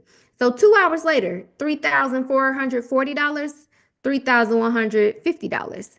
This is almost $7,000 more from a second reminder. Now, here's where things get real spicy. My abandoned cart sequence is 7 emails long. And I always tell people that honestly, I would add an eighth. And the only reason I would add an eighth is because the seventh one is still making money. 7 emails later, reminding people about the things that they left behind. I always tell people that abandoned cart emails are a courtesy. They're not an annoyance. You added that product to the cart. I ain't add the product to the cart for you. I'm not pushing nothing on you. You added it to your cart. You indicated to yourself that you wanted it. I'm just doing my due diligence and making sure that you get the thing that you told yourself that you wanted. That's all. So I gave myself 7 opportunities to convince somebody to come back and make this purchase. The bottom ones, $917 more from that email, $994 more from this email. And I always look at it from the perspective of that's money I would not have made if I didn't go after the money I want to make. So my advice to you is that you can't be scared to go after what you said that you wanted. You said that you wanted to make that money. You have to go after it. It's your job at the end of the day. Nobody's going to do it for you. And you can't rely on people to just remember, because they're not. We got a lot going on in our lives and in our brains every day. So you have to do your due diligence to go after the money that you want to make. This one is going out 4 days after the previous one. So they all have like delays in between them. So I would say this is probably like 7 or 9 days after the original abandoned cart. You say, I'm going after it, period. Yes, we got to. We got to get that money. You have to stop thinking I'm bothering people. Yeah, you're marketing. That's what you're doing. You're never bothering anybody. You're just marketing. That you have to shift your brain. A big mindset shift for a lot of people. Like I used to be that way. I won't be lying if I said I didn't used to think that. I used to think, oh my God, people are gonna unsubscribe, or like they're gonna be so mad that my job is marketing. And second to that, my job is selling. If I don't market, I don't make sales. So that's all I think about all day. You got to market if you want to make these sales. All right. So the last thing I want to tell you about remarketing is browse abandonment emails. So your browse abandonment automation is for people who viewed a product but haven't added to cart, haven't purchased. This is one step before an add to cart, let's say. So this one just says like, hey, we noticed you looking at this. I think it has like a meme in it or something like that. It's like, hey, we saw you looking at this. If you buy it in the next however long, we'll give you 10% off. $4,390. I just said, hey, I saw you looking at this. You want it? Here's 10% off. And they're like, yeah, thank you so much. You should follow up with people. Not to jump too deeply into the marketing bag, but there's this thing called the buyer's journey. Every buyer goes on a journey. Everybody's journey is not going to look the same, but there are certain parts of that journey that are going to be the same. Before they can ever get to the checkout, they have to view a product, they have to add that product to their cart, and they got to click a button to check out. So, what you want to ask yourself is, where are all of the places in the buyer's journey that I could follow up with someone? This is an example. I don't have to wait till you add that product to the cart. I can say, hey, you looked at it. I'm going to take that. I'm going to assume that that means that there's some level of interest in buying it. Let me go ahead and follow up with you and see if you want it. And guess what? Some of them are going to want it. And some of them are going to buy it. Period. How many total days are the 7 emails sent? It's between 7 and 9 days. I'm not 100% sure. I set that up a really long time. I think it's between 7 and 9 though. Whew. Okay, let's recap. We ready for a recap? Let me get some water. Mm, wow, this is a lot. Okay, so we today went through 3 steps, just three. I didn't tell you to buy no more inventory. I didn't tell you to hire nobody. I didn't tell you to do no more photo shoots. I didn't tell you to get more new arrivals. I didn't tell you you had to post more. I didn't tell you you had to do nothing that's too crazy at all. 3 things that could change the current standing of your business, and most importantly, your bank account. You do not need 99 different marketing strategies. You do not need another content creation class. You do not need another whatever thing that you were thinking that you needed. You don't need more new arrivals. Stop spending money on new arrivals if you know you got inventory and you don't know the value of it. The only things that you need are clarity, strategy, and a follow up plan. Period.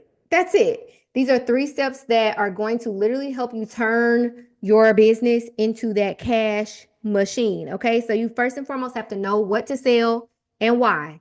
And most of the time, the money that you want to make is already in your business in unsold inventory. Secondly, you have to sell to the right people. Stop trying to sell your inventory to everybody all at the same time. It is okay. You can literally send an email to 27 people. That's perfectly fine because if they're the right 27 people, you're going to make money. But if you send it to 2,700 people, not going to work out that well. I guarantee you. And then third, retargeting is like your biggest power move at the end of the day. You have to be willing to recover the coins that you left on the table. This is how you make consistent sales. This is how you make consistent cash. It's not a 10-step process. It's not a 14-step nothing. You just need like 3 things. And it may not be these 3 things, right? But these are 3 things that I know for a fact from experience in my own business as well as in my students' businesses that will absolutely turn your business around. No joke. As a reminder, this is a possibility for you. And you don't have to spread the $10,000 that you want to make across 30 days or 60 days. It could be spread across 5 days. It could be spread across 10 days. When you have clarity about what to push, in what order, because it's valued at the dollar amount that you would like to make. And I want you to look at the amount of money we're making each day, or not even the money. Look at the number of orders, 27 orders. So imagine if I send it, I chose 27 off the top of my head, but imagine if those 27 people that I sent the email to are the only 27 that I needed. 27 orders, 26, 23, 20, 31. This day was on 13, 15. You don't need a ton of orders to make the money that you desire to make, but you do absolutely need clarity at the end of the day.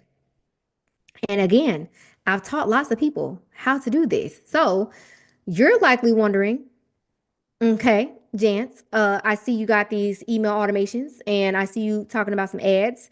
I ain't never ran no ads in my life. Or maybe you have been running them and you're like, I must be doing something wrong in there because the ads are not giving what they're supposed to give. And you don't know what to post. You don't know what to put in the emails. You don't know how to design them. You probably have a list of, I don't know what to do. I actually need help implementing this. So can I help you to execute this?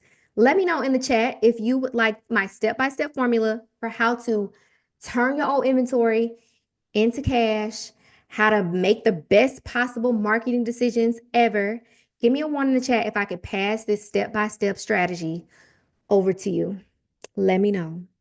I want to give it to you, especially if you found value in today's class. I mean, give me a 2 If you found value in today's class, give me a 2. Perfect. Thank you. Glad you found value. She said 22, 22. Period. Why did I just think about 21 Savage? 21, 21. Perfect. Yay. All right. The one thing that I've learned is it's one thing for you to know what to do. Like somebody gives you a list of things, but it's something totally different to know how to do it. It's totally different, right? So before I give you this strategy, we have to agree on a few things, okay? So the first thing that we have to agree on is that it's financially irresponsible to keep buying new inventory when you don't know how much money is wrapped up in your old inventory. Give me a 3 in the chat if we are in agreement. Agreement. Give me a 3 if we are in agreement. It is financially irresponsible to keep buying more inventory when you don't know how much money is wrapped up in your old inventory. Yeah, worst thing you can ever do. If you hired an accountant tomorrow, they would be looking at you all kinds of sideways. You would get the worst side eye ever. I've been there before, by the way. My first accountant used to look at me crazy. That's like, well, I'm buying inventory next Friday and the following Friday and the following Friday because I gotta have my new arrivals. I told my people we were gonna do new arrivals every Friday. Accountant looking at me crazy because what about the inventory you already have? Yeah. All right. Let's agree on something else. You don't need new customers, more followers, or a bigger audience if you haven't figured out how to make money from the ones you already have. Give me a 4 if you are in agreement with me. You don't need more people if you don't know what to do with the people you already have.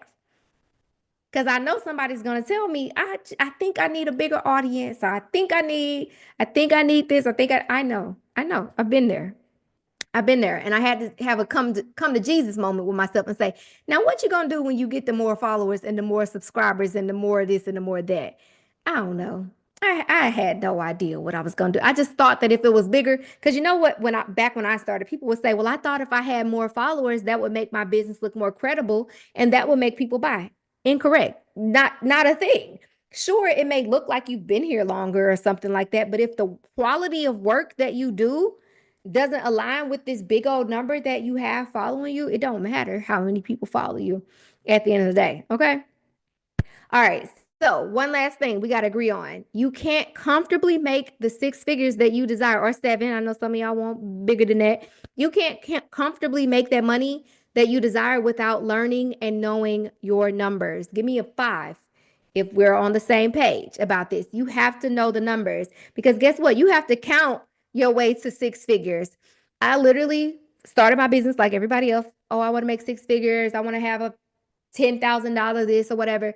But I wasn't looking at the numbers ever. I literally just was like, if I just buy the right inventory and hopefully I have enough, I hope that this works out. No, I actually had to look at the data every day. And I still do to this day. I had to look at the data every day and use it to make a logical decision about what to move or what to do and how to move forward. Yeah.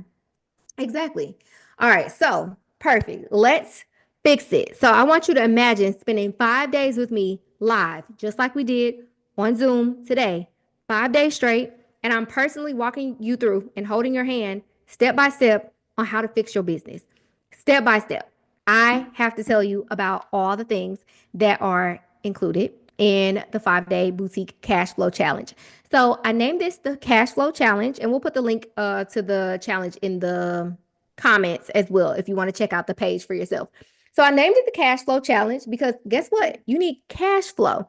If you are currently sitting on a bunch of old inventory, that inventory is cash. And you have to have a plan for how you're going to move that inventory to increase your cash flow. Your business cannot grow and it also cannot sustain itself if you don't learn how to drive cash through it. At the end of the day, you need cash to be able to invest in new inventory. You need cash to improve your marketing. If you're going to keep working with influencers, you need cash for that. And the only way that you can make cash is to figure out how to clear out your old inventory or, simply put, to keep selling your inventory, right? So let me tell you what's included in the challenge. 1 second here. And actually, let me put the link in the chat for you guys. 1 second. Oh, there we go. Perfect. Thank you. Thank you so much. All right, so let's go through what is in each day or cover each day of the challenge to make sure that this is right for you. So we talked about inventory clarity, we talked about targeting and retargeting, we talked about segmenting your list. Ultimately, I want to teach you how to create a plan. Okay. So day one is going to be the $1,000 a day blueprint. Excuse me. This is all about creating the foundation for consistent sales. So a lot of people don't realize that they can't make the money that they desire to make because they don't have these foundational pieces in place. For example, what automations do I need to have? Retargeting ads, how many do I need to have? Or how much money do I need to spend on them? How big of an audience, not necessarily how big of an audience do I need, but like, do I have a big enough audience to make the money that I desire to make, right? So I want to make sure that you understand how to navigate the back end of your business, those data points that we talked about earlier. Once you have that cleaned up and you know the quantity of things you have, the cost, the potential profit, the revenue value or retail value, how do I use that information to create a plan moving forward? My goal is that everybody makes money every single day of this challenge because I'm literally giving you clarity every day that should put more money back in your bank account, okay? Day two is going to be the profit, pricing, and positioning for consistent sales. Um, the simplest way that I can explain this is your pricing impacts the money that you can make at the end of the day, right? So if my prices are super low, that means that I need to sell significantly more inventory to make, let's say, $10,000. If my prices are high or higher, let's say, I don't have to sell as much inventory. However, you can't just choose a random number to price your inventory at. It needs to make sense for the customer that you say that you have. It needs to make sense for the brands that you claim to be competing with in the market. And ultimately, all of that needs to be positioned a certain way for the consumer that you desire to buy from you. It needs to be showcased to them a certain way. They need to see the value in the thing that you're trying to sell to them. They need to believe that it's worth the $50 that you want them to pay you. So we're going to talk about what it looks like to fix that and put the proper pricing and profit strategies in place to make the money that you want to make. Day three is the money magnet system, emails, DM sales, and repeat buyers. Put a one in the chat if you've experienced this. So you were looking at a post and you saw something in the post that you liked, and then the person said, comment this word and I'll send you a link. Put a one in the chat if you've experienced that. Yes. B said, absolutely. So, DM sales. You should be using your DMs. In 2025, if you're not using your DMs to drive sales, you're missing out on a lot of money. But there's a strategy behind it. It's not a case of you just sending links. It's not a case of you just telling people, hey, comment this word and I'm going to send you a link. There's a strategy. There needs to be, number one, it's going to be automated, number one. But number two, the messaging needs to be a certain way. You need to have a follow up in place for those. So many things that go into using your DMs for things beyond customer service. So we're going to talk about that. Of course, email marketing. Email marketing is my jam. When I tell y'all, my business has made just under $1.2 million, and I want to say like 350,000 of it has come from email marketing. And I always just think about it this way. If I hadn't sent them emails or never learned email marketing, I would have missed out on $350,000. That is crazy. But when I say email marketing made me $350,000, I don't mean I logged in and sent an email every day to make $350,000. I mean, I had the proper automation set up and I was making money on autopilot in my sleep while I was on vacation because I had the proper things running at all times to be able to convert people via email marketing. Lastly, on day three is about repeat buyers. How do you get people to come back? So, if you did not know, the largest percentage of your sales should be coming from people who've already purchased from you, not brand new customers. The hardest money you will make will come from a new person. The easiest money you will make will come from an existing customer. However, guess what? This goes back to day two. If your pricing isn't right, if you haven't really clarified what you sell and who you sell it to, if it's not positioned well, people are not going to come back. So we're going to talk about what needs to be in place to get people to come back, what problems exist or what mistakes you're making in your business that are stopping people to come back, and ultimately what needs to be fixed to get people to come back. All right. Woo, day four is a doozy. Okay. So, y'all told me earlier that y'all have been trying to run ads, but maybe you have not been running them right, or you don't know if you are setting them up correctly. You have no idea how to navigate that back end, or 10 times worse, you clicking that boost button every day. And I really hate that for you. So you need to be using the Facebook Ads Manager. That is the only place, personally speaking, in my opinion, that you should be running ads from, because you can run your ads for Instagram and Facebook from one singular place. And you have so much more control over how those ads run and ultimately, like, the result that you can get from them. Reason being is because the first step of creating an ad is choosing your objective. So you can say, hey, Facebook, I want leads, which means you want subscribers. Or you can say, hey, Facebook, I want traffic, which means you want visits to your website. Or you can say, hey, Facebook, I want sales, and that means you want sales.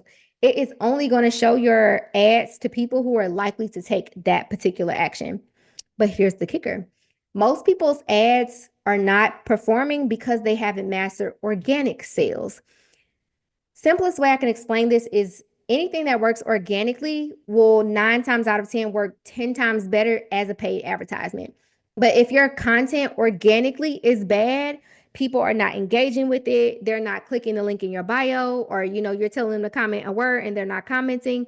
That tells me a lot about the quality of your advertising as well, because technically speaking, you posting is still advertising your business. So if the organic advertisements are not hitting, the paid advertisements are not going to hit either. So we're going to tackle organic sales and content and what actually works in 2025, not in 2024 or 2023 or 2018 when I started my business. I don't know when y'all started, but all that stuff, a lot of that don't work no more. 2025, social media is so different. And there are very specific things that everybody should be doing if you want consistent engagement and, most importantly, consistent sales. All right. And then the final day, day 5, is the 5-figure launch plan. So when I kept telling y'all about working smarter versus harder and things of that nature, this is where this comes in. So back in the day when my husband would say, I'm tired of our house being a warehouse and I wish we had a dining room. What that told me was that I needed a plan to move inventory faster. And more importantly, like, if I'm going to be bringing new inventory in regularly, I need a plan to move inventory out strategically and rapidly. So I developed my own little launch system, also based off of what I watched other retailers do, because again, I worked in retail for a really long time. I was able to pinpoint what needed to be done to move inventory strategically and quickly. So I'm going to give that to y'all. I'm going to share with you guys exactly what I do to make $5,000 to $10,000 every single time I launch new merchandise. When I launch new merchandise, there is no question in my mind about whether or not I'm going to make money, because I prepare to make money. I make sure that there is a group of people who are waiting patiently, sometimes impatiently, to buy my inventory. I'm going to make sure that you guys know the content that you need before you launch, the messaging, the timing, the emails, if you're going to run ads, where the ads should fit into it, if you're going to send text marketing, where the text marketing should fit into it. And most importantly, you're going to learn how to build anticipation for your products launches in the future. And the reason that this is important is because, one, I want to teach y'all how to move the inventory you already have. But two, now that this cash is freed up, we don't want you to go make the same mistake and you buy new inventory and now you got a whole new pile of inventory sitting there, not moving, because you didn't have a plan on how to move it strategically, right? So I'm really excited about day 5, because those are the types of things that I don't just be sharing with people, but I'm gonna share with y'all because I like y'all. So, to put this in even more simple terms, day 1 is all about finding the hidden cash in your business. Where are you missing money? Period. Day 2 is all about pricing for real income, because I don't know about y'all. I would like to believe you didn't start this business to still have a full-time job that you hate. You started this business to be able to pay yourself an income. But if you don't learn how to price the appropriate way, if you don't learn how to position your products, price for profit, and position your products correctly for your audience, you're never going to be able to pay yourself. You may be able to continue to invest in inventory, but you need to be able to pay yourself. So we're going to talk about how to price for real income, not just to be the affordable boutique.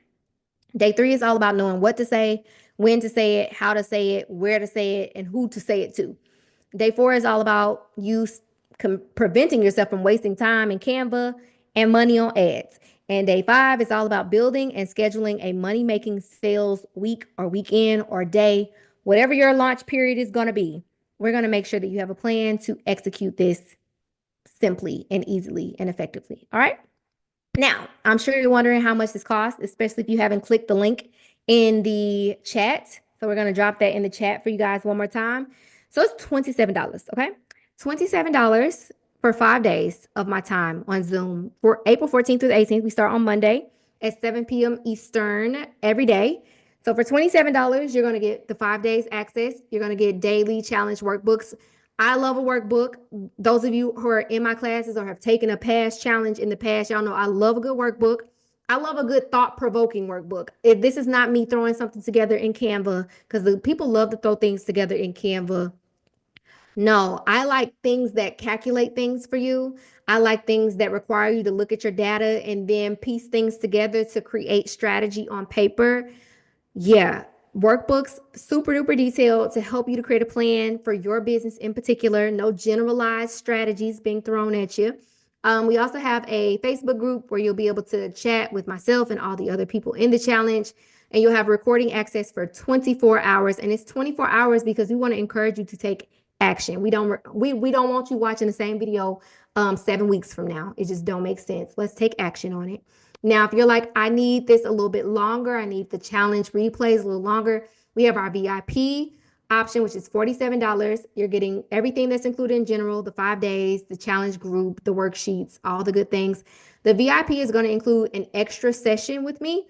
So I've done a lot of challenges, and the thing that happens in all the challenges is that people have tons of questions, and we don't typically have enough time for me to go through the whole session, like the learning, and then also, hours of question Q&A. So we're going to do a whole separate section or session specifically for Q&A to get your questions answered, whether that be me having to show you how to do something that we talked about in the challenge, or you want me to look at something that you did in the challenge while in the challenge. That is what that session will be for. So if you need some extra support and accountability, grab a VIP ticket, and you're going to have replay access until the end of the challenge. Lastly, we have our platinum, which is $97. Everything that's included in the other packages, you get a platinum Zoom background. Basically, you get a little fancy something to put behind you on Zoom. You're going to get Telegram access. So Telegram is basically like a big group chat. So think texting. If you don't want to be in a big chaotic group and you want to be with the people who mean business and you want to talk business privately in the chat, Telegram is where you should be. We're also going to have a virtual networking night before the challenge begins. So that'll be the Sunday before the challenge, the 13th. You're going to get a bonus mini course. So the mini course is about marketing. The reason being is because you can't make consistent sales if you don't know what marketing actually entails. So this mini course, I think it's like 7 lessons long, and I don't know how long the actual course is. It's probably like a couple hours long, but it will break down marketing for you. All the things that you need to do to create a actual for real marketing strategy. So you'll get that mini course, and you're going to have extended access to the replays for 7 days after the challenge. All right. $27, $47, $97. Now, for anybody in here who's like, I don't know if this is worth it, well, let's talk about it. The challenge is actually worth way more than $27. I would like to believe that today for free, I gave you more than $27 worth of information. Does anybody agree? Feel free to let me know. So here's what you'll spend, or you would spend, if you were going to learn anywhere else, if you could even find this information. Reason being, I have hired inventory strategists. I've hired people to help me with email marketing. I tried to hire somebody to help me with ads. That didn't go over too well. Wasn't that great of an experience. So I know how much these things cost. Once I got to the point where I was making consistent 6 figures, I knew that I needed to invest in help. Help is not cheap. Plain and simply, it's not cheap. $27 is quite cheap. A marketing coach could cost you $2,000 for just a strategy. And I'm not joking, like just a strategy. I've been on plenty of calls with people and they're not doing the work for me. They're just mapping out what to do for $2,000. A retail consultant to help you with inventory could cost you $1,000 to $1,500. I think my previous inventory strategist, I think I was paying her $1,500 a month for inventory strategy. Content strategies, I've never had one of those, but I have friends who've invested $500 just to create you a little calendar with some things for you to do, but you still got to go create your own content. But none of those people are the content people. They don't typically sell products. They're not typically a boutique owner. They typically don't have e-commerce experience. They typically don't have any retail experience. I personally teach what I lived. I teach from experience. I teach from my own experience running my business, and I teach from the experience of coaching other people on how to make money online. So, personally speaking, I know I sound biased, but for $27, I would say that is quite the steal. Taylor said, will this challenge work for a brand new business, zero followers, starting from scratch, also doing print on demand fashion? Absolutely. So we won't talk about like the product side of print on demand, but we would definitely talk about the marketing. You would still need a marketing strategy. You would still, in my opinion, want to send emails, send ads, have a content strategy, use your DMs. Everything is still applicable no matter what you sell for sure. Whew. All right. So I want y'all to imagine being able to clear out that old inventory, like close your eyes. Look backwards. I don't know where the inventory is, but look backwards at all the inventory. Then close your eyes. Imagine clearing out that inventory, hitting your first $1,000 day, waking up to sales notifications. I want you to know that this is possible. And I'm not just talking sales, I'm talking profit, literally profit. These are a few people who took my first $1,000 a day challenge. I did the first one, I think 3 years ago, 2 or 3 years ago. I keep forgetting the time frames because the years are flying. But Tiffany said, I've been having 1,000, 2,000, and even $3,000 days since completing the challenge. May was the biggest month, and June has already surpassed May with a week to go. I'm trying for a six-figure month in July using these same strategies. Ebony first said, let's see. I think the bottom one was her first post. She said, well, since you asked last week, oh no, the first one. So she said, just hit my second $1,000 day, $1,000 day since taking the $1,000 day challenge. And I still haven't made a post about my collection on social media yet. I wanted to include that one because, again, people like to think I got to post more. I got to be more present online. No, you need a strategy. And that strategy may not even include social media. She said, I haven't even posted about the collection on social media yet. And I've made $1,000 already. You need strategy to be able to do that. Then she came back and said, well, since you asked, last week I posted about hitting two $1,000 days since taking the challenge. And yesterday I had my first $2,000 day. So remember, we're talking speed this thing up and make this money faster. Make this money faster, smarter, not harder at the end of the day. So I want you to imagine these things for yourself. Imagine the money that you have made thus far and imagine the money that you would like to make.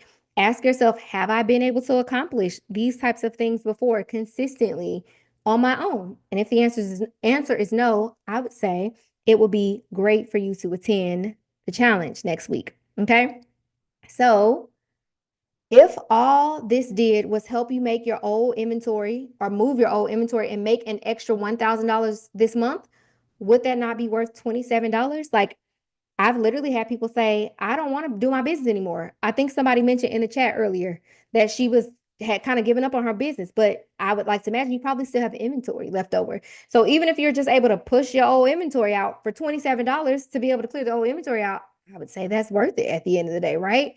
So math wise, if you were to spend $27 and you make $1,000 back, that's a 37, you will make 37 times what you spent. That's a great return on investment, more money than you likely made from the ads that you ran and didn't get anything from. Literally. Um, Personally, I think that makes sense. The math needs the math every time. And I'm gonna do the math for you every time. It adds up, you know? So what if this challenge helps you get to your first $1,000 day? What if it stops you from buying more dead weight inventory? Because imagine if you sell the inventory, but then here you are buying more inventory and it's not moving. We don't need that. And what if you just finally have the confidence to price for profit? I don't know about y'all, but when I first started my boutique, I remember making an announcement to my like Facebook followers at the time or Facebook friends. And I was like, I'm starting a boutique and it's going to be super affordable. I literally told these people everything's going to be less than $40. That was such a mindset thing for me. Like I had a really bad money mindset. I had convinced myself that I needed to be affordable to get people to support me. And I went as far as making an announcement that we were going to sell everything for $40 or less. Now, I didn't uphold that, if I'm being honest. Like, I learned better down the line, but I didn't have confidence back then. I didn't think that I could make this type of money. I didn't think that I could sell something for $60, $80, $100. I didn't think that I could get a $200 order or $500 order. Now, they're very easy to get these days because I know what to do and what not to do. So for that alone, I think it's personally worth $27. Now, if you need more proof that people enjoy spending time with me for 5 days, There are a few more people who have taken our challenges before. And I think what's for me, what I enjoy reading their feedback or reading in their feedback is that they got clarity and that they had seen growth. Like Brittany said, I've seen growth. It's been so many good gems dropped. I'm excited to continue to see more growth. Mila said, I honestly love how practical this challenge is. If you want this result, this is the action you need to take. Simple and straight to the point. I am very simple and straight to the point. I don't have no big words for you. I don't have no extra steps just to feel like it's more fancy. I don't want you to think that it's bigger than it actually is. I want you to know and feel how simple it could be to make the money that you desire to make, period. Okay. Now, does anybody have any questions about anything whatsoever? I got about 15 more minutes that I can sit and chat with you guys. Then I got to go teach. Well, I don't have to teach, but we have a call in my program. Let me know if you guys have any questions in the chat. And again, the link to the challenge is in the chat as well. Feel free to drop your questions. I would love to answer for you all. Let me know. I'm gonna scroll and see if I'm gonna scroll and see if I saw anything for the challenge. Are there playbacks because the time is bad for me?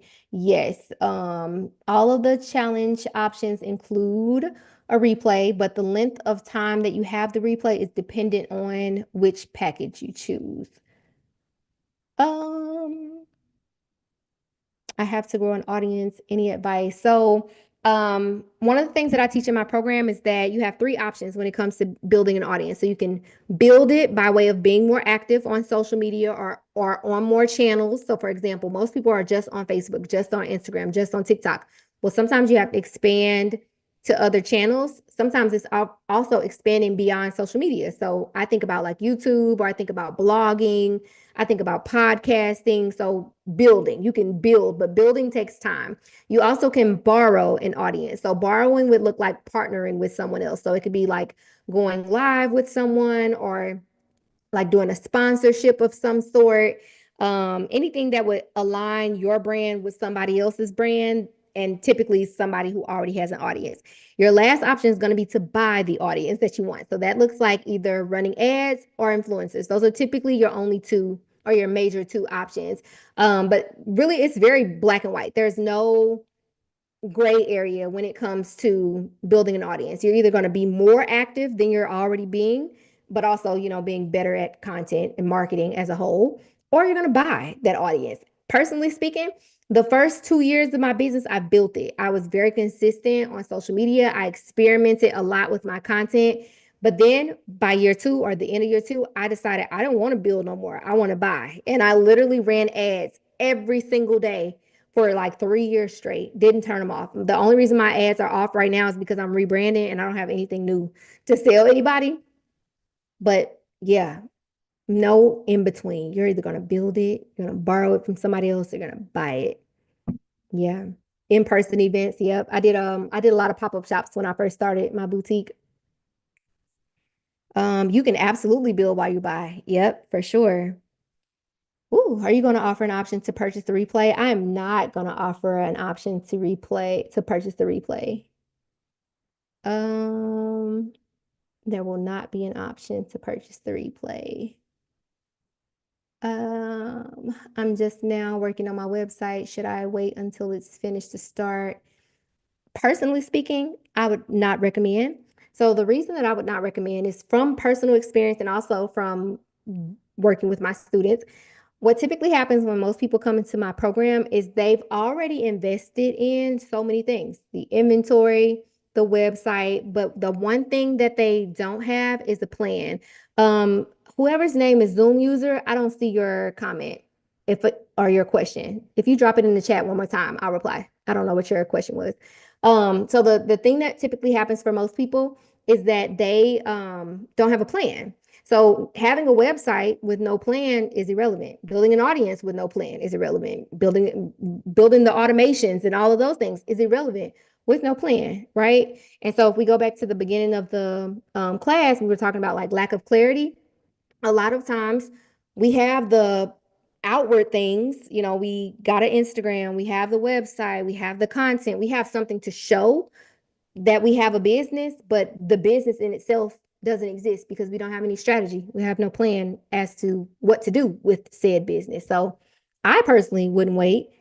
If in hindsight, if I were starting a business, I would be like, let me get a plan first before I go building a website. At least I know what messaging to put out. At least I'm clear about like how to position the inventory, how to price the inventory when I'm putting it on the website, things like that. Um, doo, doo, doo, doo.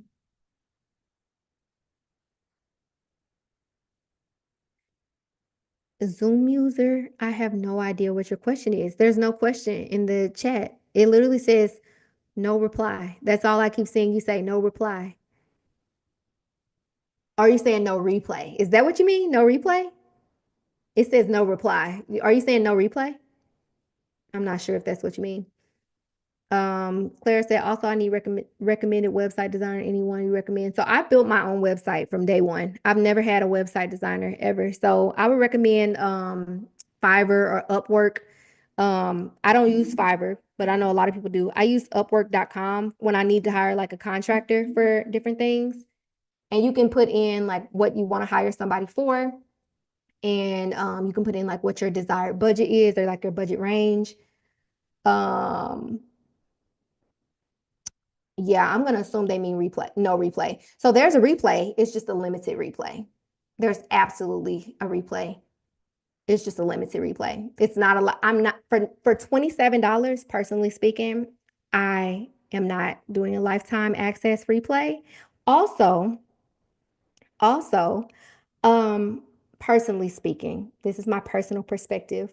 Most people who want lifetime access thing, and I can only say this because I used to be this person. Most times when people want lifetime access to things, it's because they've convinced themselves that they need lifetime access to things. It's because they've convinced themselves that they need to go back to it over and over and over again. But the unfortunate part about business is that it changes rapidly. The content perspective, the marketing perspective, the Shopify perspective, the Klaviyo is going through a whole revamp right now, right?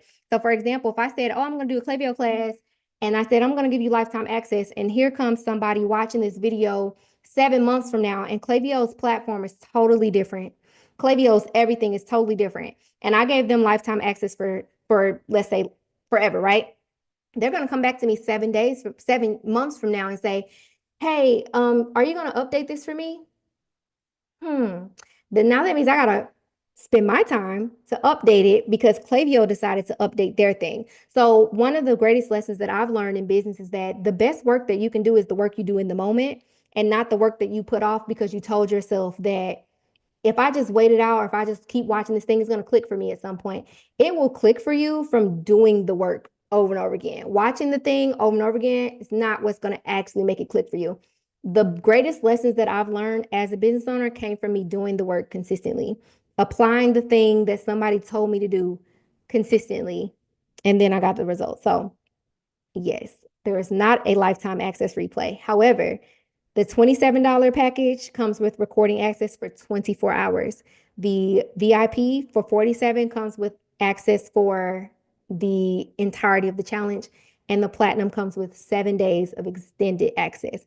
And y'all just heard me say I'm a numbers person, so hold on. I'm very much a numbers person. So just to put this into perspective, because I'm a perspective girl too. If you were to get, let's say, the $97 package, that would mean you have, technically speaking, 14 days of access to watch that replay. So, me being me, because I'm a math girl, I'd be like, okay, so how much time does that give you to watch this thing? You could watch it 3 times a day if you wanted to, if you needed to, right? So, 24 times 14 days is 336 hours of, let's say, watch time, right? You got a lot of time to figure out what you need to figure out, ask some questions, and implement. So yeah, Taylor said she bought her ticket. Go Taylor.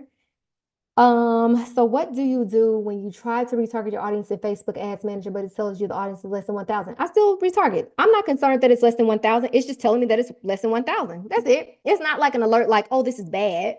It's just telling you there's not 1,000 people in this group. Like, for example, if I'm not running any ads, typically my traffic would be low, right? So let's say I get 50 people who add to cart in the last 47 or 48 hours, I'm still gonna retarget them. There's no part of me that's like, oh, the 50 people ain't worth it. The 50 people are absolutely worth it for sure. Is ManyChat the best platform for DM automating messages? It's the only one that I've used personally. I know there's a couple of other options out there, but I've never used any of them. I've only used ManyChat. Nessa said, in order to get people interested in signing up for email lists, it'll be better to run a leads ad and not a traffic ad. Um, so I would say interested is not the right word. If you want subscribers, then I would absolutely do a lead generation ad. But just because you ran the lead generation ad doesn't mean that they're going to be interested in signing up. What you're offering to them has to be interesting enough for them to want to sign up. So when you choose leads as your objective, what you're just saying is, I want to when you choose leads, you're saying Facebook, show my ad to people who are likely to sign up for something because they've done that before. So Facebook's going to go find people who have signed up for an email list before, who have submitted their email address in a form before, but they still have to desire whatever it is that you're giving them in exchange for their email address. So definitely choose leads if your desire is email subscribers, but it doesn't guarantee that you're going to get subscribers. Perfect. You're welcome. All right. So, one more thing. Let's talk about what's holding you back because I already know this is so funny. I know what's holding everybody back. Number one, I knew the replay thing was going to hold everybody back because I'm a student myself. I take a lot of classes, I'm in a lot of courses. I'm in like 3 programs right now in this very moment. And then people don't give me no replays. And it's quite funny to me. So, anyway, let's talk about what's really holding you back before we go. And let's just be real with each other because I'm a real girl and I want y'all to be real me. Most of us don't fail because of lack of information. I gave you a lot of information on this webinar for free. I would like to believe, because I've experienced this in coaching a lot, that probably like 22% of you are actually going to do something with this information and the rest are not. Or they're going to delay that action. I know that to be true. I've experienced it on a multitude of occasions. Most people have tons of information, plenty of information overflowing in it, right? But most of them fail simply because they never do anything with that information at the end of the day. They're not clearing a path for success because they have so many excuses that are holding up the line for the success that they want. So I know that you're thinking like, I've been there, I've done that, I heard this, I heard that, I took this class, da da da da. I know, been there, same, took a lot of them. But here's my response to whatever's going on in your head, because I know that things are going on in your head. You have time for this. You may not be able to come live, but each one of these comes with access to a replay. It's just a case of you deciding how long you want access to it. You have time. You don't need more followers unless you're starting out from scratch. Actually, even if you're starting out from scratch, I launched another boutique. I didn't mention that. I have 2 boutiques. The second one that I launched, I didn't have no audience whatsoever. I just ran ads from day one. I was like, oh, I'm not about to waste my time. I'm just going to run the ads and drive the traffic straight to my website, straight to my email list. Done. I know everything you're thinking. I know you're thinking like, I went to a bunch of classes and I heard a bunch of things that I heard on Google, and I watched a YouTube video and this challenge is probably going to say the same thing that I heard. No, you're not. And the reason that I know that that's not going to be the case is because I worked in retail for 11 years and I sold furniture, shoes, accessories, clothing, luggage, handbags. I sold $5 things and I sold $5,000 things. And I know that that ain't the case for most of the people that you've listened to on the internet. And that's just the honest to God truth. If you're telling yourself that the money feels tight, we have Afterpay, we have Affirm, and we have Klarna. You can split, even if it's $27, you can split that in four. By all means, I would.